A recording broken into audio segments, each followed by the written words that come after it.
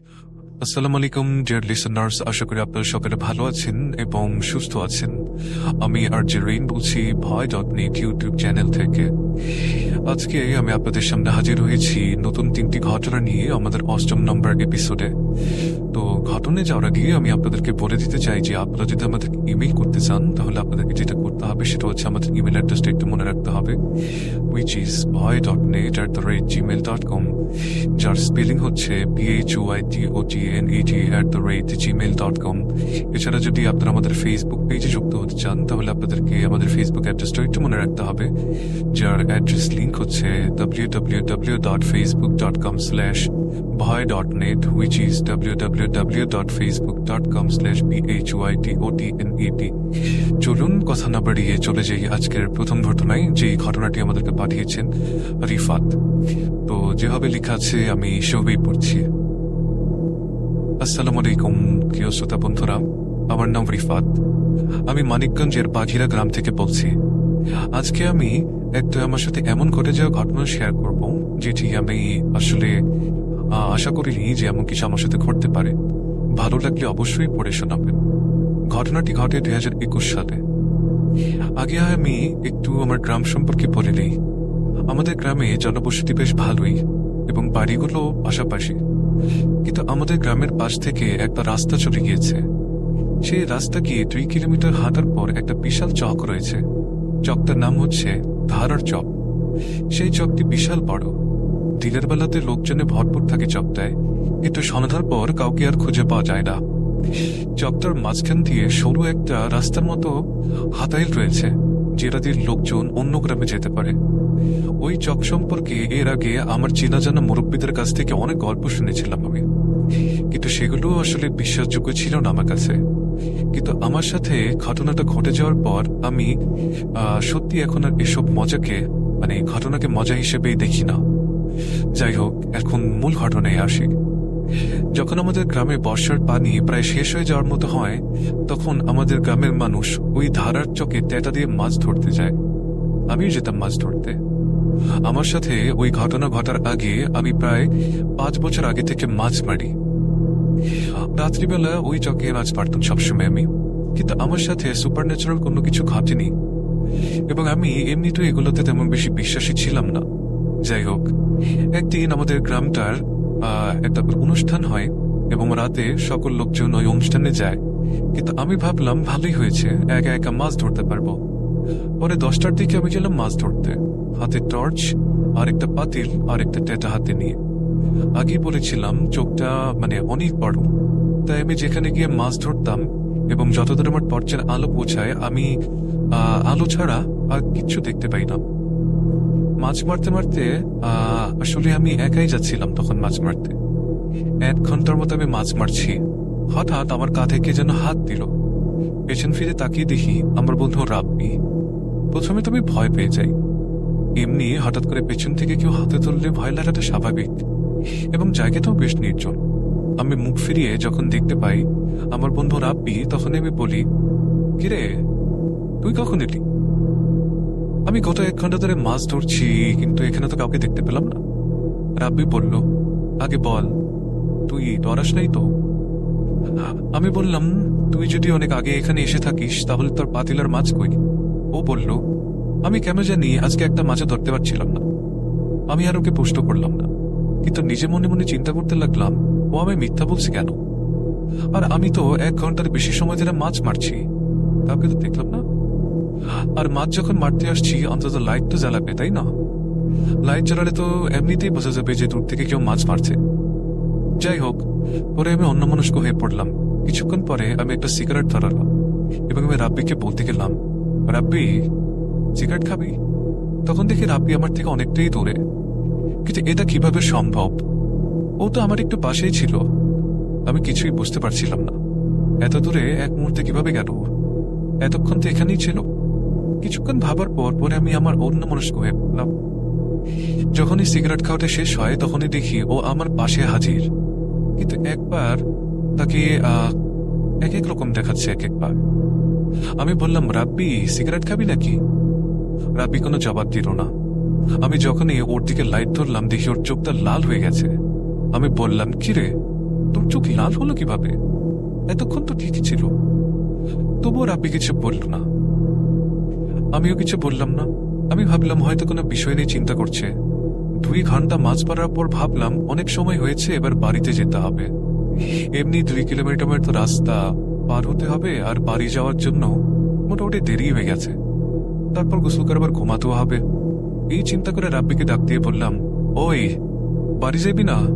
ও বলল, না আমি যাবো না। পরে আমি আর কোনো কথা না বাড়িয়ে মাছ নিয়ে হাতেলের দিকে রওনা হলাম। এরপর যা ঘটলো আমার সাথে, এটা আমি সারা জীবন মনে রাখবো। হঠাৎ করে রাব্বি আমার ঘাড়ে হাত দিয়ে আমাকে মাটির দিকে যেতে ধরলো। যেখানে যেতে ধরলো সেখানে পানি ছিল না বললেই চলে, ছিল কাদা। আমি আপ্রাণ চেষ্টা করে ওঠার মতো, কিন্তু একটু ওঠার পর আর উঠতে পারি না। আমার নাক মুখ দিয়ে তখন কাদা মাখিয়ে গেছে এবং ঢুকে যাচ্ছে। কিন্তু এরকম করতে করতে তারপর যে কি হয়েছে আমি জানি না।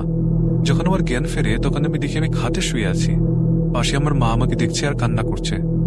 জ্ঞান ফেরার পর কতক্ষণ আমার ব্রেইন যেন সম্পূর্ণ ব্ল্যাঙ্ক হয়ে গিয়েছিল। পরে আস্তে আস্তে দেখি আমাদের বাড়িতে লোকজন ভর্তি হয়ে গেছে। আমাকে সবাই দেখতে এসেছে, যেন চিড়িয়াখানার কোনো জন্তু। এ সময় রাব্বিও এসে আমাকে দেখতে এসলো। আমি ওকে দেখার পর আমার সব মনে পড়ে গেল। আমি ওর দিকে রেগে মারতে যাই, কিন্তু তখনই সবাই মিলে আমাকে ফিরিয়ে নেয় আর আমাকে বলল, এই তুই ওরে মারতে যাস কেন রে? ওই কি করছে? আমি পরে বললাম, ওই তো আমার কাতার মধ্যে সাইবা ধরছিল। এই কথা শোনার পর রাব্বি সহ আমার মা বাবা, ওইখানে উপস্থিত সবাই আমার দিকে অবাক হয়ে তাকিয়েছিল। পরে আমার মা বাবা আমাকে বলল যে আমি যেদিন মাছ মারতে গিয়েছিলাম সেদিন আমার বাবা যখন অনুষ্ঠান থেকে এসে জানতে পারে আমি একা মাছ ধরতে গিয়েছি, তখন আমার বাবা আমার বন্ধু রাব্বিকে নিয়ে আমার কাছে যায়। কারণ আমার বাবা সুপার ন্যাচারাল জিনিসে বিশ্বাস করতেন, তাই সেদিন আমার বন্ধু রাব্বিকে নিয়ে আমার কাছে যায় আমাকে খুঁজতে। রাব্বিকে নিয়ে যায় কারণ রাব্বি আমার ভালো বন্ধু।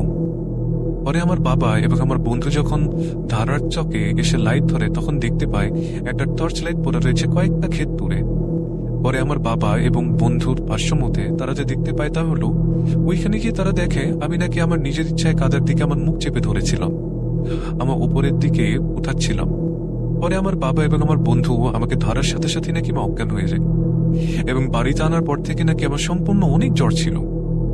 টানা 3 দিন আমি নাকি ঘুমের ঘরেই ছিলাম, শুধু কি যেন ঘুমের ঘরে ভুলভাল বলতাম। আমি এসব শোনার পর অনেক অবাক হয়েছিলাম, এবং আমি কিছু সময়ের জন্য চুপ হয়ে যাই। ভাবতে লাগলাম, তাহলে আমাকে যে ধরার চেষ্টা করলো, মারতে চেষ্টা করলো, সেটা আমার বন্ধু না? তাহলে কে সে? এমনটা কেন হলো আমার সাথে? এর মানে আমার সাথে সেদিন ভয়ঙ্কর কিছু হয়েছিল, আমাকে মারার জন্য কিছু একটা এসেছিল। এরকম প্রশ্ন শুধু আমার মনের ভেতরে ঘুরতে লাগলো। কিন্তু একটা বিষয় ভেবে আমার ভালো লাগছিল, সেটা হলো আমি বেঁচে আছি, আলহামদুলিল্লাহ আমি বেঁচে আছি। কিছুদিন পর এক হুজুর জানায় এই ঘটনা আসলে কি ছিল। সেদিন একটা বদ জিন আমাকে একা পেয়ে আমাকে মেরে কাঁচা মাছ খেতে চেয়েছিল। আসলে সে আরো বলল, সাধারণত জিনেদের মধ্যে একটা জাতি থাকে যাদের নাম হচ্ছে পিশাচ। আমাকে যে জিন মারতে এসেছিল সেও নাকি পিশাচই ছিল। আমি নাকি মারাও যেতে পারতাম, শুধু ভাগ্য ভালো ছিল এবং আল্লাহর অশেষ রহমত ছিল। সেদিন আমার বাবা এবং বন্ধু ঠিক সময় মতো হাজির না হলে আমি হয়তো মরেই যেতাম। এটাই ছিল আমার সাথে ঘটে যাওয়া ভয়ঙ্কর অভিজ্ঞতা। ভালো থাকবেন সবাই। ধন্যবাদ রিফাত ভাই, আপনাকে আপনার ঘটনার পাঠানোর জন্য অসংখ্য ধন্যবাদ। আপনারা যদি আপনাদের ঘটনা আমাদেরকে পাঠাতে চান তাহলে আপনাদেরকে যেটা করতে হবে সেটা হচ্ছে আমাদেরকে ইমেইল করতে হবে। আমাদের ইমেল অ্যাড্রেসটি হচ্ছে voy.net@gmail.com। আপনারা আশা করি আপনাদের ঘটনা আমাদেরকে পাঠাবেন। এছাড়া আপনারা চাইলে অডিও ক্লিপও রেকর্ড করে পাঠাতে পারেন আমাদের কাছে। তো আমরা কথা না বাড়িয়ে চলে যাব আমাদের পরবর্তী ঘটনায়। চলুন শুনে আসি আমাদের পরবর্তী ঘটনা। ওয়েলকাম ব্যাক ডিয়ার লিসেনার্স, আশা করি আপনারা আমাদের প্রথম ঘটনাটি পছন্দ করেছেন। তো চলুন আমরা চলে যাব সরাসরি আমাদের দ্বিতীয় ঘটনায়। যে ঘটনাটি আমাদেরকে পাঠিয়েছেন তাজরিয়ান নামের একজন ভাই। তো যেভাবে লেখা আছে আমি সেভাবেই পড়ছি। আসসালামু আলাইকুম, আমার নাম তাজরিয়ান। আমি তখন 10ম শ্রেণীর ছাত্র। ঘটনাটি ঘটে 1999 সালে, যখন আমি এসএসসি পরীক্ষা দিয়ে উঠলাম। সামনে বিশাল ছুটি ছিল, আর পরীক্ষা শেষে কোথাও যাওয়া হয়নি। তাই আব্বুকে একটু জোর করলাম কোথাও নিয়ে যাওয়ার জন্য। ছোট ভাইয়ের পরীক্ষা থাকার কারণে আব্বু রাজি হলেন না। ভাইকে ফেলে কিভাবে যেতে পারি, সে তো পরীক্ষা বাদ দিয়ে যেতে পারবে না। ব্যাপারটি বুঝতে পেরে আমি বেশি জোর করলাম না। বললাম আমরা কয়েকজন বন্ধু এসএসসি পরীক্ষার পর 1 সপ্তাহের জন্য কোনো একটা জায়গায় যাওয়ার প্রোগ্রাম রাখতে যাচ্ছি। আব্বু পরে রাজি না হলেও আম্মুর বলাতে রাজি হলেন। অনুমতি পেয়ে আমি বেশ খুশি হলাম। সঙ্গে সঙ্গে বন্ধুদের ইনফর্ম করলাম যে আমিও তাদের সঙ্গে যাচ্ছি। আমরা মোট 7 জন যাচ্ছি। আমার একজন বন্ধু রাফি, তার আব্বুর মাইক্রোতে করে আমাদের যাত্রা হবে। আমরা 6 জন বন্ধু, রাফি, সোনা, তনয়, তাওসিফ, আজমাইন এবং সোহান। আমাদের যাত্রা হচ্ছে তনয়ের আব্বুর দাদাবাড়ি নওগাঁয়। জমিদার বাড়ি কখনো দেখিনি, তাই মনের ভেতর উৎসাহ ছিল। দেখতে দেখতে কাঙ্ক্ষিত দিনটি চলেই গেল। নওগাঁতে যেতে আমাদের ঘর থেকে সময় লাগে প্রায় 5 থেকে 6 ঘন্টা। এই সময়টাতে বেশ মজাই কাটলো। ঢাকায় এসে দেখলাম পুরাতন জমির ফিল, কিন্তু বাড়িতে দেখে অতটা খুশি হলাম না, ভুতুড়া লাগছিল। বাড়ির ভেতরে সিঁড়ি চলে গেছে উপরের দিকে, লম্বা বারান্দা, সারি সারি রুম। সেখানে একজন কেয়ারটেকার রহমত এবং তার বউ আছেন। তার আগে একজন ছেলে ছিল, কিন্তু সে হার্ট অ্যাটাক করে নাকি মারা যায়। তাদের ছেলে সম্পর্কে জানতে চাইলে তারা বিষয়টি এড়িয়ে যান। 3 দিন আমাদের বেশ ভালোই কাটলো। খাওয়া দাওয়ার ব্যাপারে কোনো সমস্যা হয়নি। রহমত কাকা আমাদের যত্নে নিচ্ছিলেন। তার বউ প্রতিদিন বিকেলে মজার মজার খাবার রান্না করতেন। রান্নাঘরে বসে আমি খেয়াল করি যে আমি যখন রান্নাঘরে আসলে লেখাটাতে খুব সমস্যা, পড়তে খুব কষ্ট হচ্ছে। যাই হোক, আমি নিজের মতো করে সাজিয়ে বলছি আপনাদেরকে। সবসময় বিভিন্নভাবে ওনারা আসলে আন্টির রান্না দেখতেন, রহমত কাকার ওয়াইফের রান্না দেখতেন। তো একদিন রহমত কাকার বউ রান্না করছিলেন এবং সেই সময় তাজরিন ভাই খেয়াল করলেন রান্নাঘরে বসে উনি ওনার হাতটা একটু বেশি লম্বা লাগছিল। এরপর আমি যেভাবে লেখা আছে সেভাবে আবার পড়ছি। আমি দেখলাম আন্টির হাত উনি চুলার ভেতরে ঢুকিয়ে দিয়েছেন। হতভম্ব হয়ে আমি নিজের হাত দিয়ে চোখটা চলিয়ে আবারও হাতের দিকে তাকালাম, কিন্তু তার হাত স্বাভাবিকই ছিল। মনের ভুল ভেবে কাউকে কিছু বললাম না। খাওয়া দাওয়ার শেষে আমরা বারান্দায় গল্প করছিলাম। রাত 12টা বেজে গেল। আমি, তনয়, তাওসিফ আর আজমিন একসঙ্গেই ঘুমাই। হঠাৎ দরজায় ঠুকঠুক শব্দ হয়। আমরা ভাবি বাকি বন্ধুরা আমাদের ঘরে ঢুকতে চায়। রহমত কাকার ডাক এলো, বাবুরা নিচে আসো, কাজ আছে। আমরা সবাই নিচে গেলাম, কিন্তু সেখানে কেউ ছিল না। আমরা ভাবলাম রহমত কাকা হয়তো তার রুমে চলে গেছে। রহমত কাকাকে খুঁজতে খুঁজতে আমরা বাড়ি থেকে বের হয়ে বিলের রাস্তা দিয়ে হাঁটা শুরু করলাম। দূরে রহমত কাকা বিলের মাঝখানে বসেছিল। আমাদের উনি বললেন, বাঁচাও, আমার ছেলেকে বাঁচাও। এই কথা শুনে আমরা জিজ্ঞেস করলাম, কারা আপনার ছেলেকে মারছে? সে উত্তর দিল না, বরং বট গাছের দিকে ছুট লাগালো। গাছের কাছে গিয়ে কালো রঙের কিছু একটাকে দেখলাম বসে আছে। রহমত কাকা বলছিল, আমাকে আমাকে আমাকে মেরো না, আমাকে মেরো না। আমি আমি আমি দাঁড়িয়েছিলাম, আমি কিছু করি, আমাকে মেরো না, আমাকে প্লিজ, আমাকে মেরো না, আমাকে ছাড়ো, আমাকে ছেড়ে দাও। আমি দাঁড়িয়েছিলাম, কিন্তু পালাতে পারছিলাম না। কাকি আমার কানে এসে বললেন, আগামীকাল রাতে পাশের গ্রামের শ্মশান ঘাট থেকে 1 ফুটো ছাই আনবি। কথা শুনে আমি সহ্য করতে না পেরে অজ্ঞান হয়ে গেলাম। সকালে জ্ঞান ফিরে দেখি আমি বিছানায় শুয়ে আছি। আমি জানতাম না কাল রাতে কি ঘটেছিল। আমি বন্ধুদের জিজ্ঞেস করতে গিয়েছিলাম। তারা বলল, রহমত কাকা তাদের বলেছে আমি নাকি শ্মশান ঘাটে গিয়েছি। আম্মু আমাকে নিয়ে টাঙ্গাইলের কবিরাজের কাছে গেলেন। তিনি বললেন কাকার কালো জাদুর সম্পর্কে বিভিন্ন ধরনের কথাবার্তা। আমি জানলাম যে জিনটাকে আমি দেখেছিলাম সে আমাকে মারতে এসেছিল। এরপর আমার আব্বু সেখানে গিয়ে পুলিশ ডেকে রহমত কাকাকে গ্রেফতার করে নিলেন। আমার অভিজ্ঞতা সত্যি ভয়ানক ছিল। আমি নতুন কিছু শিখলাম। ধন্যবাদ সবাইকে। আসসালামু আলাইকুম। থ্যাংক ইউ তাজরিন ভাই, আপনার ঘটনার জন্য আপনাকে ধন্যবাদ। আমি আপনাদেরকে একটা কথা বলতে চাই, সেটা হচ্ছে যখন আপনারা ঘটনাগুলি লিখবেন, আমাদেরকে যখন পাঠাবেন, তখন বানান, বাক্যের যে গঠন আর জ্যোতি চিহ্নগুলি একটু প্লিজ খেয়াল রাখবেন। এগুলো যদি ঠিক না থাকে তাহলে গল্পটা আসলে পড়া যায় না। ঘটনা গল্প কোনো কিছুই ঠিক মতো পড়া যায় না। তো এই ঘটনাটা লেখার মধ্যে অনেক প্রবলেম থাকার জন্য আমার আসলে পড়তে খুব কষ্ট হয়েছে। That's why I'm just really sorry for that inconvenience. আমাকে ক্ষমা করবেন। এবং চলুন আমরা চলে যাব আমাদের পরবর্তী ঘটনায়, এবং এটা হবে আমাদের এপিসোডের আজকে শেষ ঘটনা, অর্থাৎ 8ম নম্বর এপিসোডের শেষ ঘটনা। মাঝখানে একটা কথা বলে যাই যে আপনারা যদি আমাদেরকে ঘটনা পাঠাতে ইচ্ছুক হন তাহলে দয়া করে আমাদেরকে ঘটনা পাঠান আমাদের ইমেল অ্যাড্রেসে, which is bhoy.net@gmail.com. The spelling is BHOYDOTNET@gmail.com. চলুন আমরা চলে যাব আমাদের পরবর্তী ঘটনায়। Welcome back dear listeners. আশা করি আপনারা আমাদের ঘটনাগুলোকে এনজয় করছেন এবং সম্পূর্ণ সময়টা জুড়িয়ে আমাদের সাথেই আছেন। তো আমরা চলে যাব আমাদের আজকের এপিসোডের সর্বশেষ অর্থাৎ 3য় নম্বর ঘটনায়, যে ঘটনাটি আমি এখন আপনাদেরকে পড়ে শোনাবো। তো চলুন, যেভাবে লেখা আছে আমি সেভাবেই পড়ছি। জিন ভর করার পরে কোনো একটি শর্ত অনুযায়ী সেই জিনকে শরীর থেকে বের করে দেওয়ার পরেও চিরতরে চলে যায়, নাকি সেই জিন প্রতিষেধ নেওয়ার জন্য অপেক্ষা করে সঠিক সময়ের। আসসালামু আলাইকুম ভয়.নেটের সকল লিসেনার্স, আমি সাজ্জাদুল ইসলাম বলছি গাজীপুর থেকে। আজ আমি যে ঘটনাটি শেয়ার করতে যাচ্ছি সেটি আমি কালেক্ট করেছি আমার এক বন্ধুর কাছ থেকে।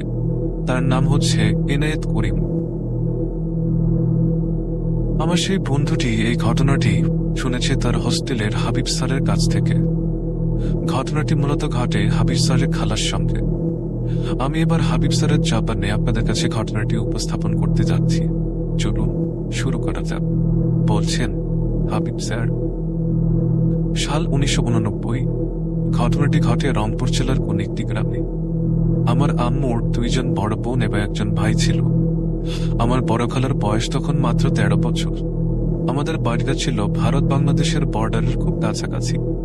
বরাবরের মতো সেদিনও আমার বড় খালা খেলা শেষ করে বাড়ি ফিরছিলেন। তখন সন্ধে নেমেছে। এক কথায় বলা যায় মাগরিবের আজানের কিছুটা সময় পরে। আমাদের বাড়িতে আসার সময় একটা বিশাল আম গাছ ছিল। আমার খালা যখন আম গাছের নিচ দিয়ে যাচ্ছিলেন তখন ওনার পায়ে কিছু একটা লেগে যায়। তিনি সেটাকে আমলে না নিয়ে বাড়িতে চলে আসেন। সেদিন রাতে আমাদের জীবনের মোড় ঘুরে যাবার মতো যে ঘটনাটি ঘটেছিল সেগুলো নিয়ে ভাবলে আজ শরীরে যেন কাঁদা দিয়ে ওঠে। মাঝরাত আমার খালা হঠাৎ ঘুম থেকে উঠে আবল তাবল বকতে শুরু করেন এবং অসভ্য ভাষায় গালাগালিজ করতে থাকেন। আমাদের বাড়ির সকলে এই বিষয়টি দেখে খুব অবাক হয়ে গেলেন এবং স্বাভাবিকভাবে খালাকে জিজ্ঞেস করতে থাকেন কি হয়েছে আর উনি কেন এমন করছেন। কিন্তু এতে কোনো লাভ হলো না। আমার খালা বাজ খাই গলায় বলতে থাকেন, আমি ওকে নিয়ে যাব, নয়তো মেরে ফেলব। অনেক কথোপকথনের পর আমার খালা নিজে থেকেই ঘুমিয়ে পড়েন আর কোনোভাবে সেদিনের রাতটা কেটে যায়। গ্রামে তখন উন্নত চিকিৎসার ব্যবস্থা ছিল না। পরদিন সকালে লোকমুখে আমার খালার এই বিষয়টি সারা গ্রামে ছড়িয়ে পড়ে। এরপর আমার নানা ঔষধে চিকিৎসা করেন এবং একজন কবিরাজের সন্ধান পান আর মাগরিবের পরে সেই কবিরাজকে নিয়ে আমাদের বাড়িতে আসবেন বলে জানান। কবিরাজের বাড়ি যেতে হলে আমাদের গ্রাম থেকে আরো 1 গ্রাম পার হয়ে যেতে হতো। খুব দূরের রাস্তা, যানবাহনও তেমন বেশি একটা চলে না সেই রাস্তায়। তাই তিনি হেঁটে যাওয়ার সিদ্ধান্ত নিলেন। রাত 9টার মধ্যে সেই কবিরাজের বাড়ি থেকে উপস্থিত হন আমার নানা। আমার নানা কবিরাজকে সবকিছু খুলে বলার পরে কবিরাজ বললেন, আমি কালকে আপনাদের বাড়ি যাব। এরপর আমার নানা মাঝরাতে বাড়ি ফিরে আসেন। পরদিন সকালে কবিরাজ আমাদের বাড়িতে আসেন। আমাদের বাড়িতে এসে সেই কবিরাজ চক দিয়ে গোল একটি বৃত্ত অঙ্কন করে তার ভেতরে ভুক্তভোগী রোগীকে অর্থাৎ আমার খালাকে বসালেন। এরপর কিছুক্ষণ ভিড় করার পর আমার খালার উপর আবারও সেই জিনার হাজিরা হয়ে গেল এবং কিছুক্ষণের মধ্যে কথাবার্তা চলতে লাগলো। কবিরাজ বললেন, কে তুই? কি নাম তোর? আর কেনই বা তুই মেয়েকে কষ্ট দিচ্ছিস? কি চাস? বল কি চাস? আমার খালা আবার সেই বাজকে খাঞ্চে বলে উঠলেন, আমার নাম নিয়ে তোর কোনো দরকার নেই। আমি যখন মাগরিবের নামাজের সময় সাপের রূপ ধারণ করে মসজিদে যাচ্ছিলাম তখন এই মেয়েটি আমার শরীরে পাড়া দেয় এবং আমি অপবিত্র হয়ে যাই, যার কারণে আমি জামাতের সাথে নামাজ আদায় করতে পারিনি। কবিরাজ জিজ্ঞেস করলেন, সে এখন কি চায়? উত্তরে খালা বললেন, আমি হয় এই মেয়েকে নিয়ে যাব, নয়তো ওকে মেরে ফেলবো। কবিরাজ জিজ্ঞেস করলেন, কি করলে তুই চলে যাবি বল? খালা আবারও বললেন, তুই মনে হয় আমার কথা শুনতে পাস না কবিরাজ। এভাবে কিছুক্ষণ কথোপকথনের পরে এক পর্যায়ে আমার খালার কণ্ঠে সে বলল, তাকে আস্তে একটা ছাগল দিতে হবে। কবিরাজ বললেন, আচ্ছা ঠিক আছে, কোথায় দিব বল? আমার খালা উত্তরে বললেন যে খালা যে স্থানে তার শরীরে পা দিয়ে অপবিত্র করে এসেছেন সেই জায়গায়, অর্থাৎ সেই আমতলায়। এরপর কবিরাজ আচ্ছা বলে সেই জিনকে আমার খালার শরীর থেকে চিরতরা যেতে বললেন এবং এও বললেন সে তার জিনিস ঠিক সময় মতো পেয়ে যাবে। এরপর আমার খালা জ্ঞান হারালেন এবং কিছুক্ষণের মধ্যে ওনার জ্ঞান ফিরে এলে ওনাকে স্বাভাবিকই লাগছিল। তখন কবিরাজ আমার খালাকে একটি তাবিজ দিলেন এবং বললেন এই তাবিজটা চোখে চোখে রাখতে, হাতে পরিয়ে দিতে, যেন না হারায়। এই ঘটনার পর আমার খালাকে অবশেষে বাড়ি থেকে বের হতেই দেওয়া হয়নি এবং ওনাকে চোখে চোখেই রাখা হতো। এভাবে প্রায় 6 মাস কেটে গেল। এরপর আমাদের পরিবারের প্রায় সবাই ঘটনাটি ভুলেই গিয়েছিলেন। আমার খালা তখন আবার খেলার জন্য বাইরে যেতে শুরু করেন। একদিন সে খেলা শেষ করে বাড়িতে ফিরে আসে। তার বাবা তাকে দেখতে পান যে তার হাতে আর তাবিজটি নেই। ওনারা অনেক জিজ্ঞেস করেন যে তাবিজ কোথায় গেল, কিন্তু উনি কিছুই বলতে পারলেন না। তখন কোনো উপায় না পেয়ে বাবা আবার সেই কবিরাজের বাড়িতে যাওয়ার সিদ্ধান্ত নেন। সন্ধ্যায় তিনি রওনা হন। বেশ কিছুক্ষণ হাঁটার পরে তিনি এক বাঁশবাগানের নিচ দিয়ে যাচ্ছিলেন। সেখানে যাবার পরে তিনি পেছন থেকে তার মেয়ের কণ্ঠে ডাক শুনতে পেলেন। তিনি বুঝতে পারলেন যে স্বাভাবিক কিছু না। তাই তিনি পেছনে না তাকিয়ে সরাসরি কবিরাজের বাড়িতে গিয়ে উপস্থিত হন। কিন্তু সেখানে তিনি শুনতে পান কবিরাজ নাকি কোনো একটি রোগী দেখতে গেছেন, আসতে নাকি 2 দিন সম্মেলন। এই কথা শুনেই তিনি তখনই আবার বাড়ির উদ্দেশ্যে রওনা দেন। আসার রাস্তায় আবার তিনি সেই বাঁশ গাছের নিচ দিয়ে আসতে থাকেন। তখন তিনি দেখতে পান কিছু একটা সামনে দাঁড়িয়ে আছে। রাস্তার এপার ওপরে একটা মোটা সাপ শুয়ে আছে। তিনি কি করবেন বুঝতে পারছিলেন না। হঠাৎ তার হারিকেনটাও নিভে হয়ে যাচ্ছিল। তখন তিনি পবিত্র আল কোরআনের কিছু আয়াত পড়তে লাগলেন এবং ওনার চারপাশে একটি গোল বৃত্ত আঁকলেন। অনেকক্ষণ অতিবাহিত হওয়ার পর সেই সাপটি নড়ে চড়েও না। কি করবেন তিনি বুঝতে পারছিলেন না। তখনই পেছন থেকে গরুর গাড়ির শব্দ ভেসে আসতে থাকে এবং ওনার প্রাণে যেন যান ফিরে আসে। তখন তিনি পেছনে তাকান, কিন্তু যখনই তিনি আবার সামনে তাকান তিনি দেখতে পান সেই সাপটিও আর সেখানে নেই, আর গরুর গাড়ির শব্দও নেই। তখন তিনি জোরে দৌড়তেন এবং একটি গ্রামে চলে আসেন। তখন তিনি একটি বাড়ি থেকে জোরে ডাকতে থাকেন। তখন বাড়ির লোকজন জানতে চান যে ওনার কি হয়েছে। তখন তিনি সবগুলো ঘটনা খুলে বলেন। বাড়ির লোকজনেরা বলেন যে আপনার এখন বাড়িতে যেতে হবে না ভাইজান, ফজরের আজানের পরে আপনি রওনা দিয়ে এতক্ষণ আমাদের এখানেই থাকেন। যথারীতি ফজরের আজানের পর উনি বাড়িতে আসেন। যখন উনি বাড়িতে আসেন তার মেয়ে দৌড়ে এসে বলল, কিরে কবিরাজ আনতে গিয়েছিল বুঝি, কবিরাজ পাইলি? তখন তার বাবা শুনতে পান যখন তিনি কবিরাজ আনার জন্য রওনা হয়েছিলেন তখনই সেই জিন আবার ভর করে এবং সবাইকে অবাক করে সে ঘরের উপর মাকড়সার মতো চলতে থাকে। এই ঘটনা দেখার পর হুইচই লেগে যায় এবং পাড়া প্রতিবেশী সবাই চলে আসে এই ঘটনাটি দেখার জন্য। তখন নাকি তার এক আঙ্কেল পরিস্থিতি খারাপ দেখে তাদের মসজিদের ইমাম সাহেবকে বিষয়টি বলেন এবং বাড়িতে আনতে বলেন। তবে ইমাম সাহেব বাড়িতে ঢুকতেই পারছিলেন না। ইমাম সাহেব তখন বললেন, এই কাজ আমাকে দিয়ে হবে না, আমাকে ক্ষমা করেন। এটা বলে উনি চলে যান। এই ঘটনা শোনার পর তার বাবা কি করবেন তার মাথায় কাজ করছিল না। তখন তিনি আরেকটি কবিরাজের সন্ধান পান, যে কবিরাজও বাড়িতে ঢুকতেই পারে না এবং বলে, প্রথমে যে কবিরাজ তাবিজ দিয়েছিলেন উনিই পারবেন এটা সমাধান করতে, আমি পারবো না, আমাকে ক্ষমা করেন। এই কথা বলে উনিও চলে যান। কিন্তু কবিরাজ তো 2 দিনের জন্য অন্য গ্রামে রোগী দেখার জন্য গেছেন। এর মধ্যে একদিন কেটে গেছে, আরো একদিন বাকি ওনার ফিরতে। এখন হঠাৎ করে সেই মেয়েটি সবাইকে ছিটকে ফেলে দিয়ে বাড়ির উঠোনে এসে অজ্ঞান হয়ে যায়। তার শরীর থেকে 1 কেজির বেশি এক ধরনের ছোট পোকা বের হয়। এর কিছুক্ষণ পর পোকা বের হওয়া বন্ধ হয়ে যায়। তখন ধরাধরি করে তাকে গোসল করানো হয়। এরপর সে আর কথাই বলতে পারে না, উঠেও দাঁড়াতে পারে না। এমন অবস্থায় তার বাবা আবার সেই ইমাম সাহেবের কাছে যান। ঘটনা শুনে ইমাম সাহেব বললেন সেই মেয়েটিকে মসজিদের বারান্দায় নিয়ে আসতে, এতে মেয়েটা কিছুটা হলেও শান্তি পাবে। তো যেই কথা সেই কাজ, মেয়েটিকে মসজিদের বারান্দায় এটা শোয়ানো হল। তখন হঠাৎ তার চোখ যেন লাল হয়ে গেল। সেই জিনটি কিন্তু মুসলিম ছিল, তাই মসজিদে আসার ক্ষেত্রে তার কোনো বাধা নিষেধ ছিল না। হঠাৎ সেই মেয়েটি দৌড়ে বাড়ির উঠানে চলে আসে এবং সেখানে আবার পড়ে যায় এবং সেখানে তার শেষ নিঃশ্বাস ত্যাগ করে। ইন্না লিল্লাহি ওয়া ইন্না ইলাইহি রাজিউন। একদিনের মধ্যে সকল ঘটনা ঘটে গেছে শুনতে অবাক লাগলেও এটা বাস্তব। এর পরের দিন সে প্রথম কবিরাজ বাড়িতে এসে সেই মেয়েটি বাবার আসার কথা শুনতে পেয়ে তাদের গ্রামের বাড়িতে আসেন এবং উনি এসে শুনতে পান এই মর্মান্তিক ঘটনা। মেয়েটির বাবা কবিরাজকে প্রশ্ন করেন কেন তার মেয়েকে জিনটি এত কষ্ট দিয়ে মারল। কবিরাজ বলেন সে কালকে সকালে এসে সবকিছু বলবে। কবিরাজ সকালে আসলেন এবং বললেন সেই জিনটি প্রথমে চলে গেল, তার প্রতিশোধ নেওয়া বাকি ছিল এবং সেটা সে নিয়েই ছাড়ল।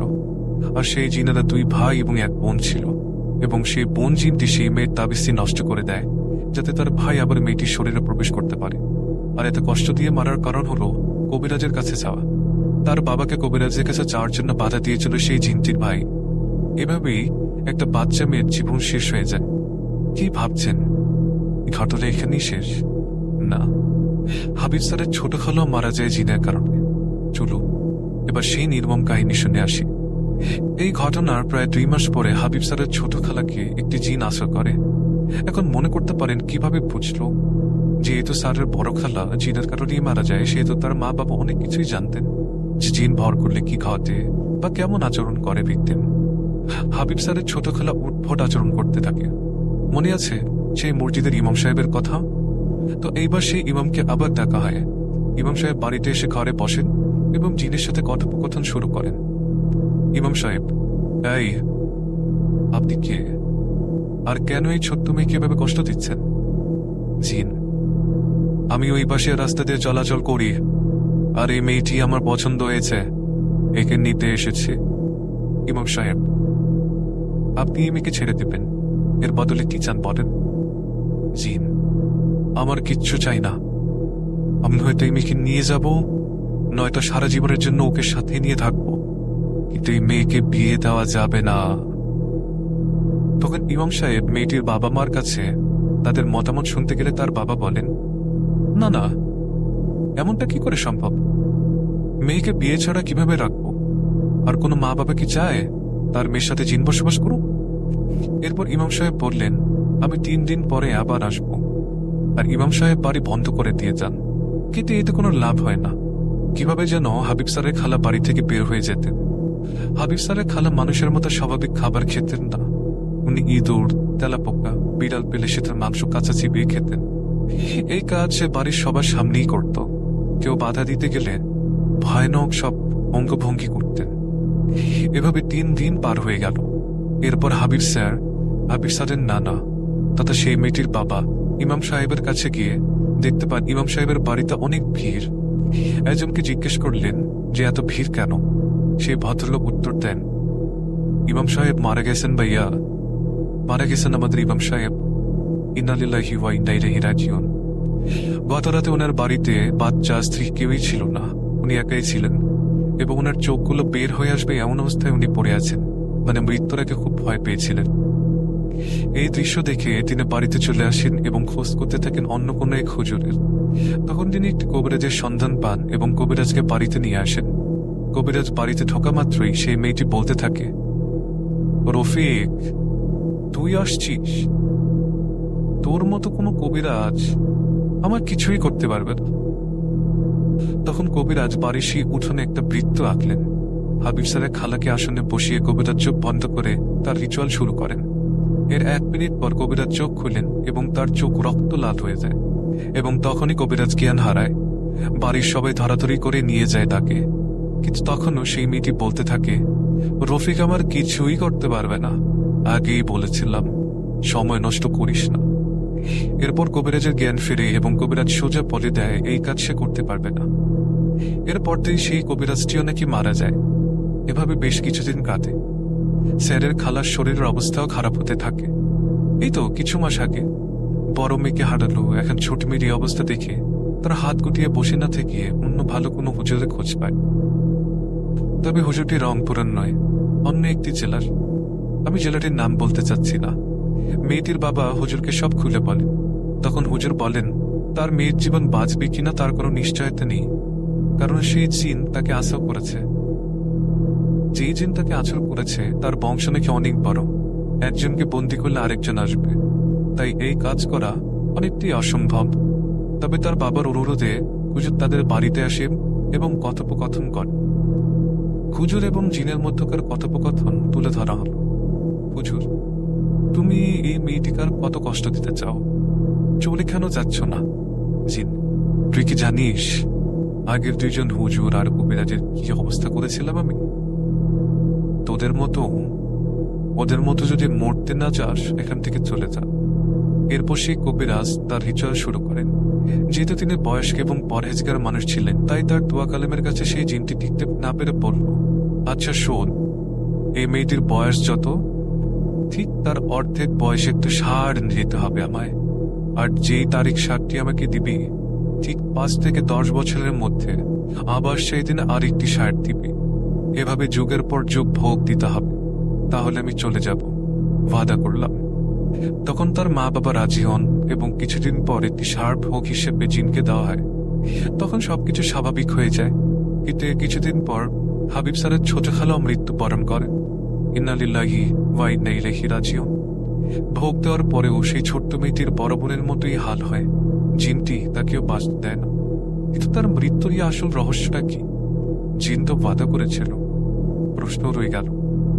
এই ছিল ঘটনা। লিখায় ভুল হয়ে থাকলে ক্ষমা করবেন। তবে এখানে কি ভোগ দেওয়া হয় কিনা সেটা আমার জানা নেই। জানতে পারলে আপনাদের জানিয়ে দেব ইনশাল্লাহ। আল্লাহ হাফেজ। ধন্যবাদ সাজ্জাদ ভাই আপনাকে আপনার ঘটনার জন্য। ইট ওয়াজ এ বিউটিফুল স্টোরি। আমার কাছে পার্সোনালি খুব ভালো লেগেছে, আশা করি আপনাদের কাছেও ভালো লেগেছে। তো আমাদের বিদায় ঘন্টা অর্থাৎ আমাদের যাওয়ার সময় এসে গেছে। কিন্তু যাওয়ার আগে আমি আশা করব যে আপনারা আমাদের এই ঘটনাগুলো, আজকে এপিসোডটি আপনারা এনজয় করেছেন এবং আপনাদের ভালো লেগেছে।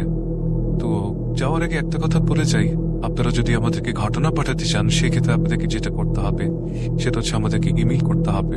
আমাদের ইমেল অ্যাড্রেসটি হচ্ছে bhoy.net@gmail.com, which is bhoydotnet@gmail.com। আশা করি আপনারা সকলে ভালো থাকবেন এবং সুস্থ থাকবেন।